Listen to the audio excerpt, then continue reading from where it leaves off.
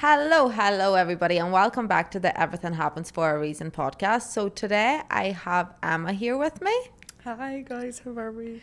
A lot of you will probably already have seen her, obviously, on my socials. She has recently joined the Glute Girl team. How are you feeling about it? No pressure. I'm so excited. No, honestly, so far, I'm loving the whole, journey, everything. And yeah, you've been so good, to even just introduce me to everything, allow me to kind of understand the program and how it works. Like, I feel like, yeah. Good, amazing. Well, I'm glad to hear that. Not that you have to hype me up on this. Amazing. Well, Emma is obviously a coach already, and you were before you came onto the team. But today I just wanted to have you on essentially because you've obviously moved to Dubai recently as well, and I feel like our paths have been quite similar in terms of the coaching experience and stuff. And you've travelled a wee bit too, so it just aligns with the podcast in general. So I just wanted to talk a little bit more about that today. But could you give us a wee introduction, like how you came about to where you're at now? Yeah, 100%. And just like as well, thanks so much for inviting me on. Of course. Yeah, I'm super excited to be here. But so how I got into like fitness and the position I'm in now is I've always like had a great background in fitness. Like growing up as a child, I would have always played sports and I would have always, it's always kind of just something I kind of fell into and stuff like that. So I grew up with like a learning difficulty, dyslexia. So I just found school really difficult. In terms of like reading and writing, and to be honest, it still kind of affects me as well. In different things, and even like my memory, stuff like that. So I always found like academically I wasn't. Like how do I even? Yeah. highly achieved, like developed almost in that sense. But like I always was like so. I was always so like could do everything with my hands and was so like outdoorsy and stuff like that. So then, yeah, I got into like sports, so like Gaelic football, obviously the being our Irish sport, and then like later on kind of in secondary school, rugby, stuff like that. I would have played a lot of like camogie, swimming, and any activity as a child I could get in on, I did, because I knew I was just not even better, but I was more like, how do I even say? Of course, but it makes sense, Like that was where your creativity was Yeah, at. It and wasn't in yeah, books. No, 100%. And yeah, I just felt like it came so naturally to me, which I loved and I enjoyed it. I feel like back then, like a lot of people, like sports wasn't big, when we were kind of younger. And it was just always something that I loved and enjoyed. So then I started to get really good at sports then in secondary school. I played like county football, and then I progressed into like played rugby for Ulster, stuff like that. And then I played like both 15s and 7s, which I loved.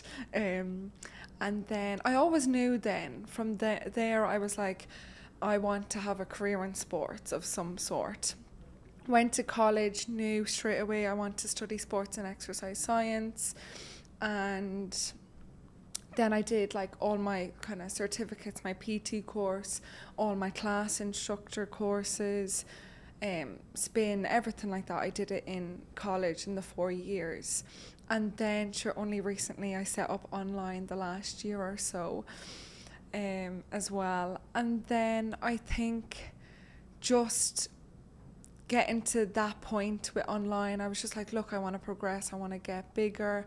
And then I just felt like Dubai was the place for that and to progress. And I just love that. opportunities are crazy here, and the people. Like I wouldn't have met you if I hadn't have moved here. And, Yeah, absolutely, 100%. And like I've said it in previous podcasts as well, like Dubai is the place where there's so many different cultures. Like I seen you put up a story today and you're like, it's so nice to have friends from complete different cultures, different lifestyles. And like I would think like in Ireland and maybe in the UK, like that wouldn't be as normal. Do you know what I mean? Whereas here, everybody just comes together. Everybody's so inclusive and open to opportunities in general. And I think the main thing about Dubai is people are willing to help. 100%. You know, and like coaches that are in the same field, they will, majority of them will talk to you like, oh, if you're struggling with this, this is what I tried. In the UK, you wouldn't get that. You'd be like, oh, you're struggling, all right. 100%. And like there's such a massive like negative mindset of people back home, and I don't think it's like obviously intentional, but it's like people kind of, if you succeed in any way, people just kind of like, oh, like it's nearly as if they talk about you in like a bad sort of, they don't want people to succeed and grow, whereas it's the complete opposite here. Everyone 100%. just wants you to get better. Absolutely. And what you said there, like you hit the nail on the head. Yeah. People don't want to see you doing well, but it's because they don't envision that for themselves. Do you know what I mean? People are looking at you going, oh, she actually, like, she came from here and she went and did that for herself. She lives in Dubai, you know, amazing, running her own business or whatever the case is. People will look at that and be like, they will know that they're jealous. Do you know what I mean? They will feel that little bit of envy. So their only approach they know is to put you down. Not necessarily put you down to your face, but be like, who does she think she is? Do you know what I mean? And that, like, the only place that's coming from is jealousy. Like, you're not looking back at home at people going, oh, what is she doing? Like, she's 100%. Doing well for herself. Why is she doing that? Do you know what I mean? And like, as well, like, that's always something. And I think for a lot of people in fitness as well, like, our mindset, and I think the way we think is just completely different. We're so growth mindset, and that's like, I think from a lot of experience of like just meeting people in fitness and like coaches in general, we're always looking for more and growth. You know what I mean? Whereas back home, that we don't have that. You know what I mean? There's no like, and not even that, but like even my friends, like there's no sort of go in them. Of course. From back home, they're just comfortable. And you need to get out of your comfort zone. 100%. Nothing grows in the comfort zone. We always say this, but it is so true. And like, I understand that people can be content in living their life the way they want to live it, but I also know that a lot of people are not happy. Like, it's those people that are constantly complaining about their friendships, their relationships, the jobs they're in, or the jobs that they're in, and they're doing nothing about it. Do you know what I mean? Like, nothing is changing. They're just gonna stay there. They're gonna stay in that toxic relationship. They're gonna stay in a job they absolutely hate, rather than being like, well, you know what is it actually gonna take for me to take the next step to come out of that? But like, we do, like, it's human nature for us to keep doing what we're comfortable in doing, what feels more natural, you know, and taking risks doesn't feel natural. So the safety aspect is gone, so we revert back. And I think that's the exact same in like fitness. Like, people are so like, oh, I'm doing this, but like they come to us and they're like, okay, I want to do X, Y, and Z. But it's like, you need to step out of your comfort zone in order to do that. You need to build habit. You need to build routine. If you're constantly eating a burger every Sunday or whatever, Saturday night, and you don't change that in some way, nothing's going to change. Nothing's going to change. You're going to feel the exact same. You're still going to complain, and you're going to feel sorry for yourself sitting on the sofa. Do you know what I mean? And it does come from that, though. Like, even stepping into the gym for the first time. Do you know what I mean? Like, and this is a conversation we obviously have a lot with clients, because I understand the gym is an intimidating environment. Of course it is. You know, it is scary initially when you go in. There's a lot going on. But if you're constantly just going to sit at home and complain that you're fat and you're not ready to go to a gym or do anything about it, then you don't even have you can't complain about something you're not changing. I know. You know? Yeah. And like, yeah, I totally agree on that. And that's something I really struggle to like probably see as a coach, you know what I mean? I'm so like, come on, like, just you can do it. Pull your finger out. Yeah, 100%. And to be honest, I think it's kind of good in a good way. Like, you need to be tough. You need to be tough. You can't be very soft and nice. Sometimes you just need to be the tough one, you know. Of course. To say it, you know. As a coach, you need to be a leader. You need to have authority, you know. And it's like being a parent to some clients, and of course that's natural, because when our clients are coming to us, they need that little bit of support. Obviously wording it in a way that, you know, we're respecting what's going on, but also at the same time, sometimes clients just need to hear it and just be like, you are just taking the absolute piss, pull your finger out and stop complaining. Sometimes they literally just need to hear it, and like you said, you almost feel bad for showing up as that person, but at the end of the day, that's why the client has come to you. They want accountability. If they're not doing anything and you're constantly telling them, oh, it's okay, you get the blame because you're not going to get the results, and you didn't do your job properly in that instance, you know? Yeah, and I think another thing as well is like, back to kind of the gym sort of sense, is nothing has to start off perfect. Like, even for both of us, like, we didn't walk into the gym someday and go, oh, I know what's going on here. I love it here. No, it was scary. We all hated it, like, and it's like, you do things wrong, you know, get up, get on with it, you know. And that's the same with like like, don't be like, oh, this needs to be 100%, this needs to be 100%. No, like 30%, 20%, and you're gonna build over time. Absolutely. Some days you'll not be able to give it 100%, but that doesn't mean give it nothing. You know? And like you said, with the gym, and this is where comparison comes into play. You know, comparison is the thief of joy, essentially. And a lot of people, the reason they get put off the gym is they go into the gym environment, and they look at somebody that's been training for 5 years. And they're like, oh my God, she knows what she's doing. She looks amazing. I will never look like that.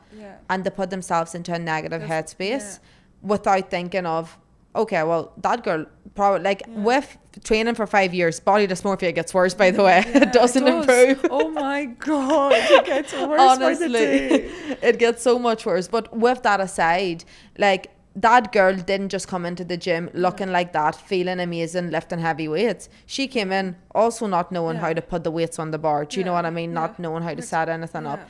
But the difference between you and her is she kept going. She failed. She got up. She kept going. And that's how you actually make it become part of your lifestyle. And that can be you 5 years down the line, you know? 100%. And that's what I kind of live by as well. I'm always like, just let me fail today. You know, I'm always asking like the universe, like, oh, I just want to fail today because I'm growing. I need a lesson. Teach me something. You know what I mean? I love that though. Like, I love failing because, and I think that's like another thing that's helped me as a child. Like, I always was failing in the classroom. Like, I could never, you know, even the teachers would be always giving out to me, you can't do this, you can't do that. But I was like, I can do it in sports, you know what I mean? Yeah. And I just proved to myself, like, look, I can do this. And that's, I think, part of me when I did step into the gym. I was like, I can't fail much more. Let me just fail at this, because I loved it. Do you know what I mean? Absolutely. And with regards to like the whole school situation and like even teachers telling you that, how did you find it at the time versus how do you find that now, like looking back on it? I found it very difficult, and I think it affected me more than I let on. You know what I mean? I think like my mom probably seen it a lot more at home, whereas like I just put on like the brave face of like, oh, I'm fine. Yeah. But then even like in secondary school, like I had a situation with a group of girls, and it was like they were asking me how to, like, it was just like I think it was in our junior cert or something, and they said, oh, like, how do you spell this word?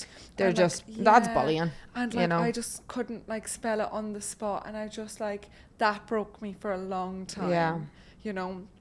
But then, and I think that's what, you know, the gym helped with that. Mentally helped me massively as well.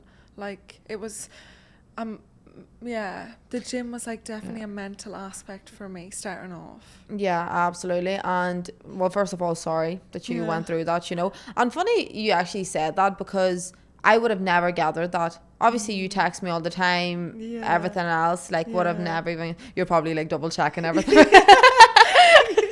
You don't have to do that, by the way. Half the time I don't make sense in general. But no, with that side of things, like I think school is a very, very toxic environment for that, because you knew you're good at like the sports, the activity side of things. You were creative in that sense. And they just let that slide. Do you know what I mean? It didn't matter because you weren't good at the subjects that, you know, you have to sort of have in school. And like I absolutely hate school for that, because they try to make everybody follow the exact same path. Yeah. Do you know what I mean? And Ridiculous. it's not. Some people are good at math. Like, I was good at maths, but I fucking hated it. Yeah. Do you know what I mean? Like, that was never going to bring me anywhere in that Any sense. joy in life. Yeah, exactly. So it didn't make sense to me. Now, I can't live without it. Like, I would not be able to do anything now. It's mental how quickly you come out of that. Like, I feel like I'm getting stupider by age. But like, they expect you to follow sort of like one path and everybody to be on the same path. And like sports, arts, things like that just get discouraged. Like, I was really good at art and I loved it. And they were like, but what are you going to do with that? Yeah. And same with like PE, like I knew that I was going to go into sports, but because my maths and science were good, for example, they were like, but you should go down that route. Yeah. I don't fucking want to. I find it boring and I don't like it. And like, it's so funny looking back at that now because fitness is so massive. But like, when we were younger, it was like, no, you can't do that. Like, Yeah, you were always told Yeah. you're not going to be successful. Yeah, even like, you and know? no harm to my mum and dad, but like, they'd be like, my mum would have always been worried, even me going Yeah. into college, like, will you get a career from this? Stuff like that. But I just knew that I'd work hard enough to do something. Yeah, with it. of course, absolutely, and know? that's where it comes from. And I think that's just like the older generation, is, because my yeah. parents would have been very much like that. Do you know what I mean? Like, they were the same. They're like, PT, and like, are you sure? Yeah. Would you not want to go into this route or Yeah. that route or whatever? And like, even when I would visit family in Lithuania, I remember at the time they were like, oh, but you're getting good grades, you should go into law, you should go into accountancy. Like, No way. imagine me in an office job counting. Like, I can't even do my own taxes now. Yeah. Do you know what I mean? Oh, 100%. But with that side of things, like, because those are the jobs that are expected to, you know, pay high salaries and stuff like that. Like, running my own business would have never even came into consideration with any of that. And I knew I didn't want to work for somebody. So for me, it was like an avenue of, okay, well, this is my passion. How do I make money of this? Do you know what I mean? And put the two together. And yeah, now, for example, like, even like if ones from school, for example, would be asking me about it. Like, I didn't go to uni or anything. Yeah. Do you know what I mean? And they're Wow. like, how did you go into running your own business? You don't need school for that. You don't. And the worst part, you learn on the job. To this day, Yeah. I'm still learning Yeah. on the job, you know? Yeah. And that's the beauty of it though as well, you know. Absolutely, 100%. And when did you properly venture into it then? So, when did I venture into it? Kind of from after secondary school, going into college. I did, like, obviously my degree. Then there, like, I kind of fell into a love for, like, sports psychology. And, like, I still do think I will do a master's in sports Really? psychology at some point, yeah. Just because I love the mental aspect of it. But You're yeah, very good we'll at that. Like, I see. said that to you from the get-go. I'm like, Yeah, you yeah. with the mindset side of things is brilliant. Yeah. So we'll see what's to come. Okay, I love it. And I'm just going to bring up body dysmorphia because I feel like we mentioned it and it can be quite a relevant subject. So Yeah. is it something you've ever struggled with? No, not like growing up, like teenage years. No, I would have always been Yeah. very comfortable in my body. You know, I would have always, because I looked after it, and I think I always wanted to look after it in, like, from a young age. When you get into the gym, that goes away. Isn't it crazy? Gone. Yeah. Absolutely crazy. Now I'm like obviously I'm on my menstrual cycle at the minute. Yesterday I was like, I'm like Shrek, like I'm massive. And then 2 minutes later you'd be like, oh, like, you know, saying something else. Yeah. You'd be like, It's crazy. yeah. And so many of the times I'm like, I'm too skinny, I look like the Hulk. Yeah. Like, Yeah, there's no in there's between. like, it's just like, oh, you can't win. No, So- honestly, I completely agree with that. And Yeah. I was talking to one of my friends and I was saying, like, don't get me wrong, I love the gym, I love my lifestyle, but I also miss my life before I started training and before I knew what calories were. Yeah. Like, calories, macros. Like, I used to wake up in the mornings, have a big bowl of freaking Lucky Charms or some shit, Yeah. put extra sugar in them I and not know. worry. Do you know what I Yeah. mean? And what you said there about like when you start the gym, the body dysmorphia gets so much worse, 100%, because I was the same. I was never like insecure necessarily in my body. Yes, of course, there's certain days you have better days than other days, but I was never insecure or like nitpick at parts until I started training and I started seeing my body changing. And now it's like, okay, well, my bum could be bigger, my waist could be smaller, I need more abs. And then I will need to grow my glutes. I'll start bulking. Then I'm like, well, I'm fucking fat now. I need to diet again. Do you know what I'm like? There 100%. Is no stop button. And I'm like, that's me for the rest of my life now. It's very hard. And it's like, it's not like, oh, 1 week. It's like between minutes. And you're like, what's going on? And like, I think on your, as a woman, on your menstrual cycle, it's ridiculous. Like, because you're just so emotional. Your emotions are everywhere. The whole thing just comes together, doesn't it? 100%. And like, one thing with that as well is like, as females, like through our menstrual cycles, our bodies are going to look different. Like, I know that myself. Like, when it's like the week before my period, every single time, and like, I've been getting cycles since I was like 12 or something like that. So it's been like 13 years, and still to this day, and I know what's happening, and I'm like, I am a fat fuck this week. Do you know what I mean? Like, there is no other way to go about it. I'm like, I feel like shit, I look disgusting, what is going on? And then my period will come, and like 3 days in, I'm like, is that an ab? I look great. Do you know what I mean? But it does happen that quickly, obviously, because of the hormone changes, but it doesn't make it any easier on your mindset. And it's like even training as well. Oh, 100%. Oh my God. It's like, I was so strong last week, and this week I'm a beginner. And you're like, what? And then it's like, you can physically see that you're not, say, lifting heavier. And then you're crying. I'm crying in the gym. And it's like, there's tears coming down. Like, on the hip thrust, I've done that before too. Like, hood up and all.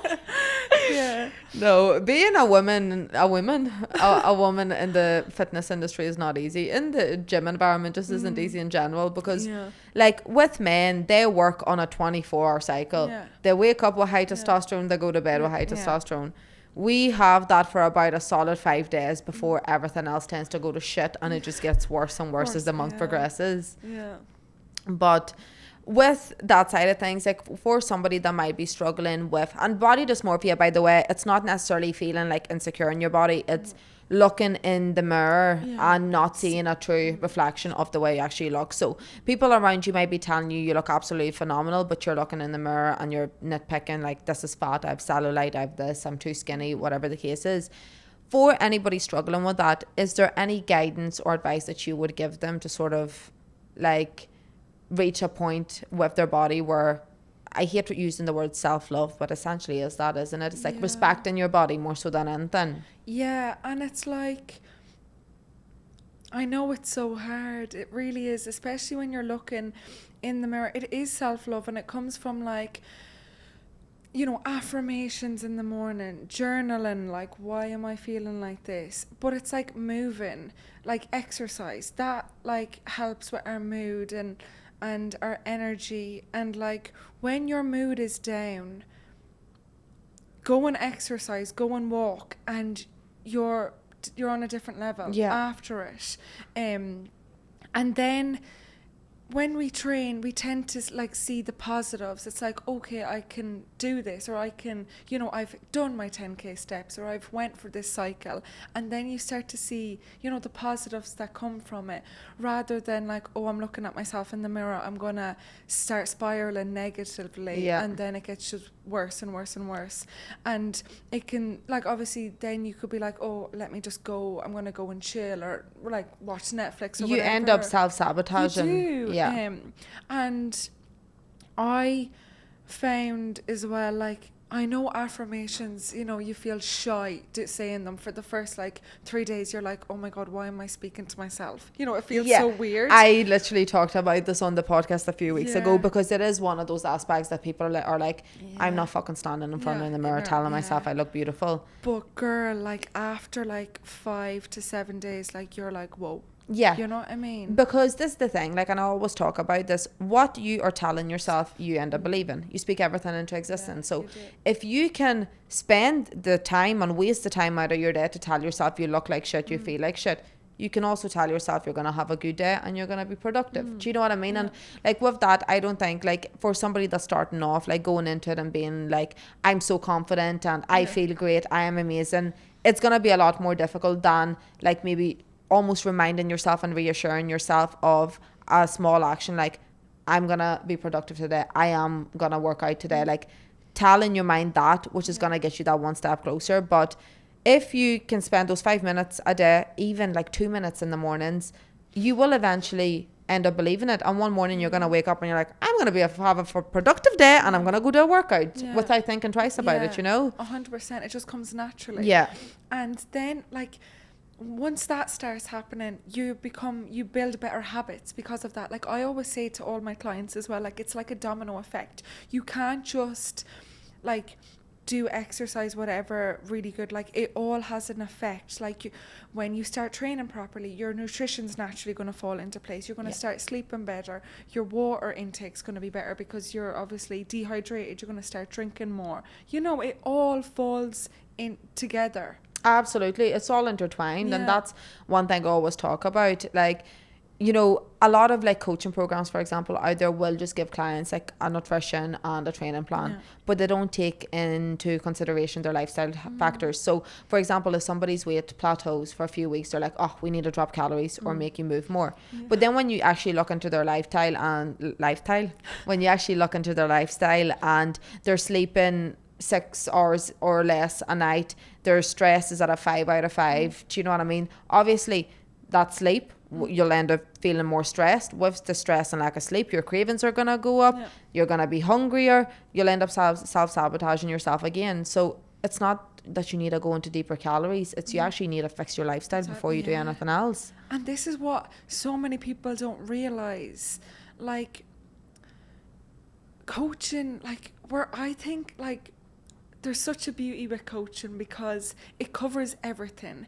You can't just step into a gym and think, oh, let me just fix this, you know, or let me just start training, you know. I'm the best kind of thing.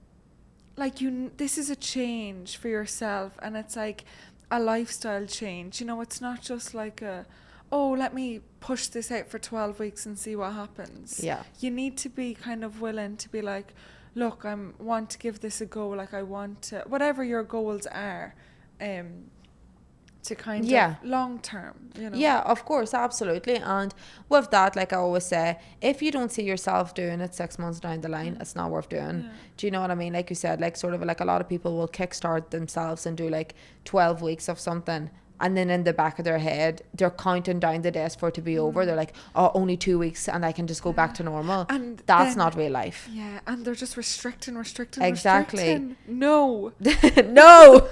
Like, no, you can't. And I know when you have that mindset of like, oh, I want to reach this number on the scales, it can, you know, you do want to push yourself. Yeah, of course. And of course it is natural.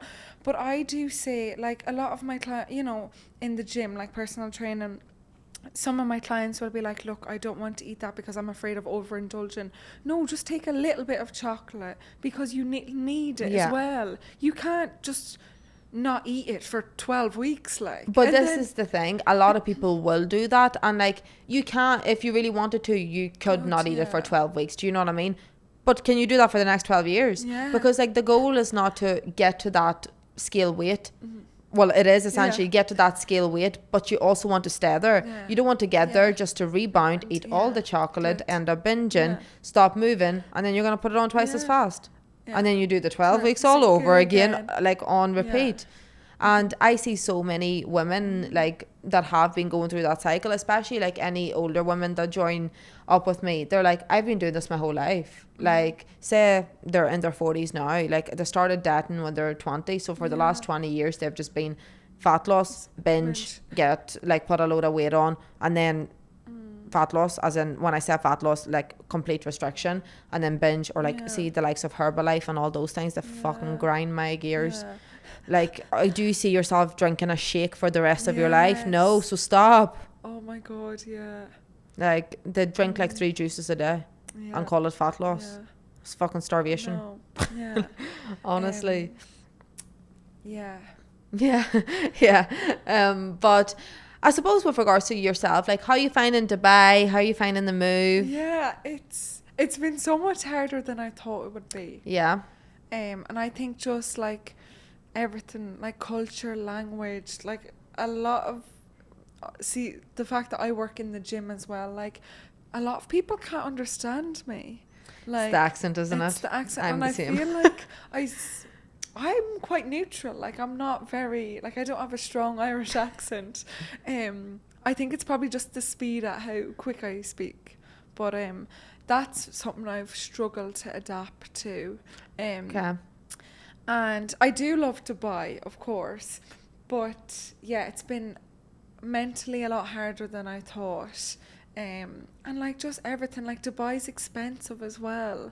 Yeah. You know, just getting set up. There's things all the time that you're like, oh, I have to pay for this. I didn't realize. 100%. You know? Like, I think the move alone is like £300 to £500. Yeah. Or no, sorry, 3,000 Yeah, to 5,000. Yeah, it is. That's just to relocate, which is Yeah. mental. It is. You know, they say it's no tax, but you end up paying that in other ways. Like, Yeah, 100%. Yeah. but do you think, because I know you lived in the Netherlands beforehand as well, did Yeah. you find, I suppose it's obviously Dubai is very culturally different in terms of that. Did you find a big difference between living there and living here? 100%. And like, there is a lot of, like Dubai, you know, with everything, there's positives and negatives, but there is a good sense of me that does miss Europe and like, you know, the food, the culture, stuff like that. It is quite different. Have I kind of picked out the positives and negatives of each? Like, I'd probably say that they both outweigh themselves. Yeah.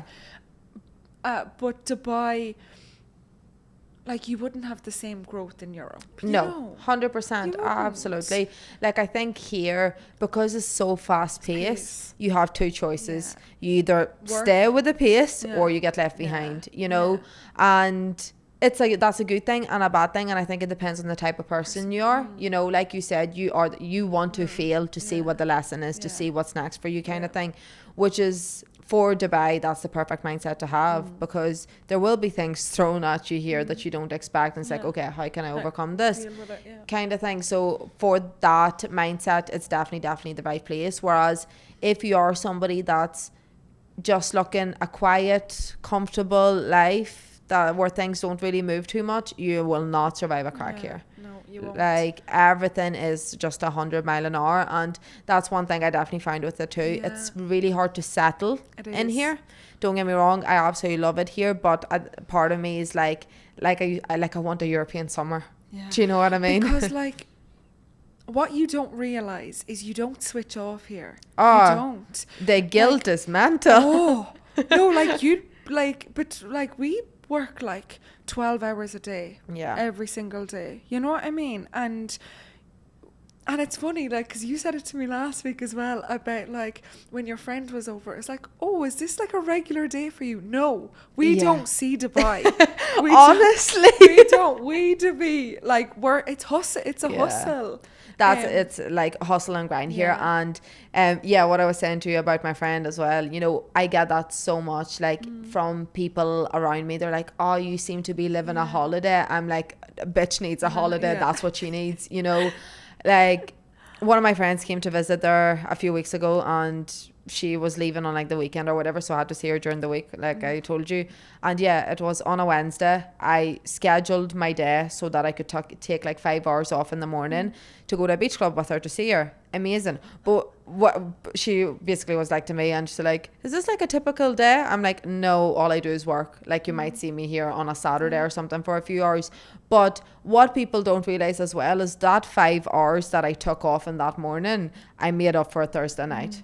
Do you know what I mean? Like, my hours didn't get cut short, just my next day became 16 hours instead of 12. Like, and over here the guilt is definitely real. It's real. Like, for me, I love that environment though, because like you go to a coffee shop here, everyone's on their laptops, Laptop, everybody's with like it's 6 work, phones. Do you know what I mean? Yeah. Everybody's in the hustle mentality. So it's a little bit more motivating than like say if you went 100%. into Costa at home and everyone's just chilling, you know, having their cup of coffee and you're trying to get into work mode. It doesn't hit the same. But at the same time, like I said, like for me, I found it really hard to settle into, and I almost want that little bit, like I want to go to Bali and heal again. Do you know what I mean? Like and relax and slow down and realize it ain't that fucking deep. That's something I do miss now. Yeah. You know, from kind of home. It's Grass. just like, yeah. Honestly, the greenery. It's crazy, isn't it? Yeah. You go back home and you see all this green, you're like, what? You know? I swear I cleaned my balcony the other day and it literally was disgusting. It was just pile of dust. I'm like, we are breathing the shit every single day. And it's so funny because like I always knew that Ireland wasn't going to be where I stayed. Yeah, and I knew that as well. Like with that side of things, I don't want to say I didn't think I'd miss it. I don't miss it, okay?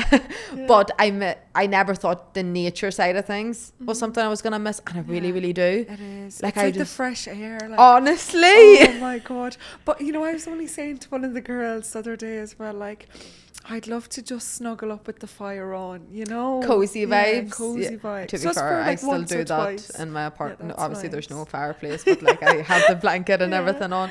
But yeah, I just can't wait to sort of go back and like go to a park. Yeah. Do you know what I mean? And just Sit on a bench. literally hay fever killing me, but like we're here for it. Yeah. It is crazy, but yeah, there's a very, very big difference between here and Europe in general. Do you know what I mean? And did you ever come on a holiday here before you moved out? I did. I came on a holiday last October and I loved it, of course. But then when you come out to live here, it's a whole It's different not a holiday anymore. It's a different ball game. And like, I think even like at the minute, I'm still like up and down. Like I'm not properly settled. Whereas you don't experience any of that on the holiday, and it's just like goodbye. Oh hi. As well, so it's completely different. Whereas I feel like a move is just a different thing altogether, which is, you know, it's hard, but it's growth. You know, We love it. We love it. And did you know anybody out here coming out? Yeah, I did know a few people. I had like, I'd say more like acquaintances, not really friends. Yeah. You know, but I've met like the best people. You know, you wouldn't meet these people in your, you know, in Europe. You wouldn't bump into them. You could walk down the marina and you could meet, you know, anyone. It's so easy to meet friends here, isn't it? That's the beauty of it, you know. Everybody's very like open, and I yeah. feel like obviously Dubai is basically all expats now. Do you know what I mean? Like everybody's from everywhere, so it's such a normal thing to just like start conversations. Like you're in a coffee shop, you start a conversation with somebody, and there's no weirdness around it. Yeah. You know, whereas back home, if you were like, they'd be like, "Who the fuck is that? Or why is she talking to me?" Like, yeah, and like it's so normal in Dubai as well to do things alone. Oh yeah, 100%. I Like, love that. Back home, if you're seen doing something You're a alone, loser. Like, you are a loser, honestly. Yeah. And here, everybody's on their own. Yeah, It's everyone's great. on their own. Yeah.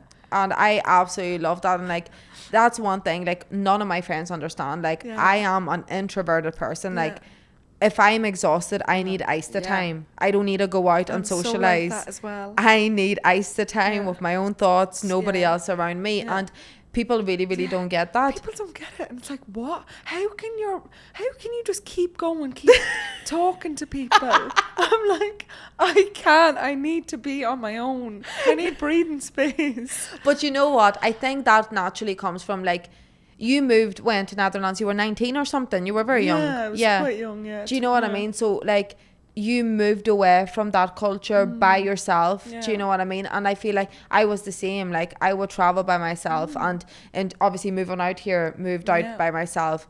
I think we almost had to learn to be by ourselves the hard way. Do you know what I mean? Whereas a lot of people don't have to do that, so they associate that like, oh, I've had a long week, I need to go out with the girls. Whereas to me, I've had a long week, I need to lock myself in a dark room. Yeah, and it's like, you know, doing that thing, like, you know, say leaving. I know it's really hard at the point, like, when we do get up and leave.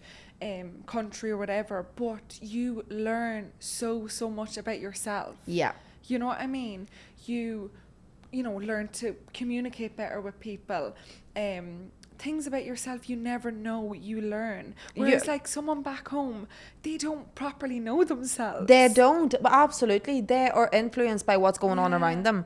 Do you know what I mean? And like, one thing I always talk about is like, you truly cannot know yourself as a person, what way you show up as a friend, what way you show up in relationships, what, you know, your career path is going to be, unless you sit there by yourself and listen to your thoughts and your intuition. Like, see, like people even talking about the gut feeling. If you're constantly surrounded by people, you don't have a gut feeling, because it's everybody else's energy coming on to you. So the only way, like, and it's such a trend now to heal and etc. etc. You cannot heal without actually understanding yourself, your traumas, you know, in general, like why you respond the way you do. And it's shit sometimes. Like sometimes, like, it's horrendous. I recognize things. I'm like, that's a bit shitty of me. I don't like that about myself. But then I wouldn't have like recognized those things if I didn't spend that time by myself. Yeah, because nobody else is gonna tell you you're a dick. No, you know. No, you need to go through the hard times in order to see, okay, how do I get out of this myself? No one pulls you out of the dark times. No one's there to save you but you. You have to pull yourself right out of it. But absolutely, I completely agree with that. And that's, I think, why we enjoy that alone time now. So like, say if there's something stressful going on or whatever, like I need to be on my own to sort of like allow myself to process those emotions. Because if I'm around people, it's just distractions to me. And then like my social battery gets drained, and then it gets worse, and then it's everything's gonna crash after that. And like I find as well, after a certain point, for me it's just really hard to listen to people. I find, you know what I mean? Whereas I just like being with my own thoughts and being like, okay, this is what I need to do. You know, it's good to like reframe back and be like, okay, what's the next thing I need to focus on? Of course. You know what I mean? When you're surrounded by people all the time, you forget your focus and where you want to go. Yeah, because your influence comes from them. Do you know what I mean? Like who you surround you, and that's why your environment and your circle is so important as well. If you're surrounded by people that, you know, aren't moving forward or something like that, you're gonna be stuck there as well. That's why you need to come to Dubai. You know, this is the thing, it's because the place for it, you know? Absolutely, everybody comes here to excel. Do you know what I mean? To do better, to become better, whether that's in business, whether that's in themselves as a person. Like, this is definitely the place to grow. And like I said earlier, because it's so fast paced, you either keep up with the pace or you get left behind. You know, and it's down to you whether you're willing to put in the work for that. But yeah, with regards to how long you moved here in January, didn't you? January, so it's what, 4 or 5 months, 5 months. And are you giving yourself sort of like a certain period of time to be like, right, okay, is this what I want for myself, or not necessarily? No, not necessarily. I am kind of struggling though at the minute, in the sense of like, okay, where do I see my career going? At the minute, and I think that's like another reason why I kind of wanted to like get up and running with you as well. It's like, because I know I can learn from you. Like in every sort of way, like as a mentor, as a coach, as a person. So that's kind of where I'm like, okay, where do I see my career going? Like, is it online? Is it in person? Like, because obviously, you know that I love the in-person as well. So it's just hard. But like, I feel like I have the drive and the hard work, and you know, once I kind of keep going on that, I hope I'll eventually kind of find it. Absolutely. And there's a lot of things that can, you know, happen that will influence that decision. Do you know what I mean? But do you think you see yourself here longer term, or do you? I do. Like, I definitely see like Dubai for me, you know, for the next year or two. Anyway. Absolutely, 100%, and I completely agree. And I feel like at this age, you know, you're mid-20, you're 24, mid-20s, like this is the perfect place to be, because you can still fully focus on work, fully focus on yourself, enjoy the Dubai lifestyle as much as we get to enjoy it, which is literally never. But but what about you? Like, do you see this long term for you? Or I don't know, and I actually spoke about this a few weeks ago. Like, for me, like, somebody asked me my 5-year plan. I haven't got a clue. I can't think that far ahead. Do you know what I mean? Like, at the minute, I know like what I want to achieve with my business, sort of like over the next year. I know sort of that side of things. Whether I will stay in Dubai the next couple of years, 110%. Now in saying that, I will probably be dipping in and out. You know, like I did 6 months here. Summertime, I'm leaving. What I decide to do after that, but I'll definitely, like, my business is here now. Everything's set up here. I'm settled in that sense, so I'll always be back here. But do I see myself settling here forever? I don't know. That's the question. I don't know. I love it. Don't get me wrong. I love it so much. And I feel like it's one of those places, like I said, I will always return to. Do you know what I mean? But I also, like, it's just made me, maybe, like, because I live in downtown too, it's very central. Do you know what I mean? It's constantly go. So I would like to try a different area, like, more like in a like gated community kind of vibe. Do you know what I mean? Maybe a villa rather than an apartment, and sort of have the chill vibes. So I feel like I still have a lot to experience here before I can make that decision. But at the minute, I don't see myself anywhere but here. So if that answers the question, that answers the question. Like at the minute, I'm like, I'm here. Nothing's really changed in that decision. You know? But thank you so much for coming on. I really enjoyed this conversation, actually. So did I loved it. I'd keep going to it. I love it. Well, thank you so much for coming on, obviously. And do you have any final words to leave for anybody? Actually, I have another question. I'm going to come back to that. So obviously this podcast is called Everything Happens for a Reason. Do you think, like, with regards to the sort of struggles that you had in school and stuff like that, that led you to on a path to where you're at now? 100%. Like, it does. And for a lot of people, you think, oh, I'm going down this path that I don't see for myself, but you're going to be re-guided onto where you need to be going. So just trust the process. Fail. And like, it's okay to be in a job that you hate for maybe 3 years, because you're going to find what you love. You know Absolutely, 100%. And I think, like you said, that like being in a job that you hate, that's what's going to actually tell you maybe what you want to do, or what it could be a stepping stone as well. Like, you're going to take skills away from everything. You're going to take lessons away from everything. So it's not a bad thing that you're in a job that you hate. But if you're at the point where you hate it, what are you going to do to make sure you come out of it? Because your life path will never change if you stay there. Do you know what I mean? Like, everything's about taking risks. And I always talk about that. Like, a few years ago, not last December, the previous one, I was like on the fence. Do I go to Bali? Do I not go to Bali? And I was like constantly back and forth. I kept putting it off. And then one day I just went boom, and my whole life changed. And I always reflect back on that. I'm like, if I didn't get onto that flight, one, I wouldn't be the person I am today. I wouldn't be anywhere where I am with business. I would definitely not be living here, because I would still be stuck in my small town where I felt comfortable. You know? So you just need to like take that leap of faith. Although it's so scary, and like your comfort zone's just pulling you back. Sometimes you just need to ignore it and just be like, this is really what I want. If something's constantly on your mind, like it is shouting at you that you need to do something, you will never constantly be thinking about something that you don't really want, you know? So that's your intuition. Listen to it. And the only way you hear it is by yourself. Literally. Not by others. But amazing. Well, thank you so much for, of course, coming on and joining us. It was lovely to have you. Thanks for having me. I really appreciate it. Of course. And thank you everybody for listening, and I will see you all next Wednesday.